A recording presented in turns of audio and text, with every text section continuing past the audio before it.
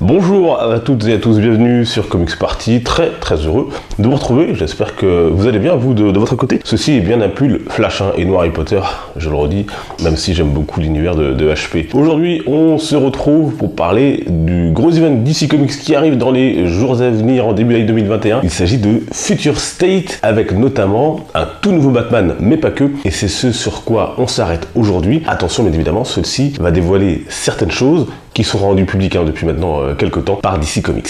Un nouveau gros event nous attend donc pour le début de cette année chez DC Comics, Future State. Tout ça va prendre la suite de la crise actuelle Dark Knight Death Metal. Dans ce possible futur lointain, les fans de DC découvriront toute une nouvelle génération de héros. Au menu, une nouvelle Wonder Woman ou un nouveau Superman of Metropolis. Le Dark Knight, prétendu décédé, aura aussi le droit à une nouvelle identité et c'est celle qui fait le plus parler. DC Comics avait déjà annoncé que pour la première fois il s'agirait d'un Afro-Américain sous le masque. On sait désormais qu'il s'agit de Tim Fox, l'un des fils de Lucius Fox, qui travaille donc, vous le savez, étroitement avec Bruce et qui a aussi été président de Wayne Enterprise. Dans la famille Fox, on connaît bien évidemment plus son frère Luke, qui a porté le costume de Batwing et que l'on pressentait d'ailleurs pour être le nouveau Batman. Timothy, de son vrai prénom, apparaît lui pour la première fois en 1983 dans les comics.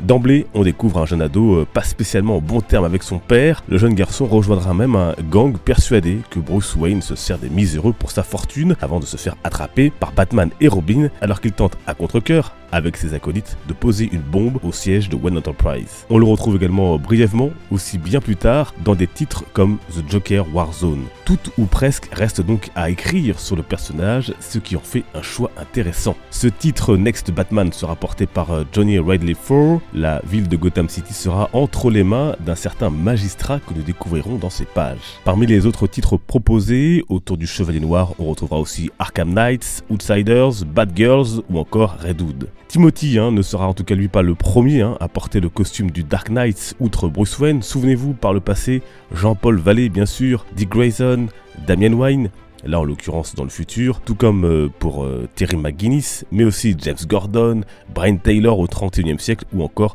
Thomas Wayne dans Flashpoint. Et si on revient à Future State, côté Wonder Woman, si Diana Prince sera encore vivante, la nouvelle super-héroïne latino-américaine sera Yara Flor, et durant l'absence de son père parti jouer les héros de l'espace, c'est son fils Jonathan Kent qui prendra le costume de Superman. Alors tout cela conduira logiquement à une nouvelle Justice League. La Suicide Squad, quant à elle, sera également particulière, avec une équipe composée par Amanda Waller, de membres recrutés sur Earth 3, où les héros sont des vilains. Rendez-vous donc en janvier et en février prochain pour découvrir ces nouveaux héros et récits. Voilà, et vous, que pensez-vous de ce nouveau Batman, de ces nouveaux héros, en tout cas pour DC Future State? J'attends vos avis, vos impressions en commentaire. Et puis pour terminer, je voulais vous parler d'un comics qui s'appelle Le Rédempteur, qui est donc un comics, une bande dessinée française, qui est créée par notamment Igor Pejic et illustrée par Tief. J'ai suivi de loin la création de cet album, je suis en train de le lire, c'est vraiment du très bon.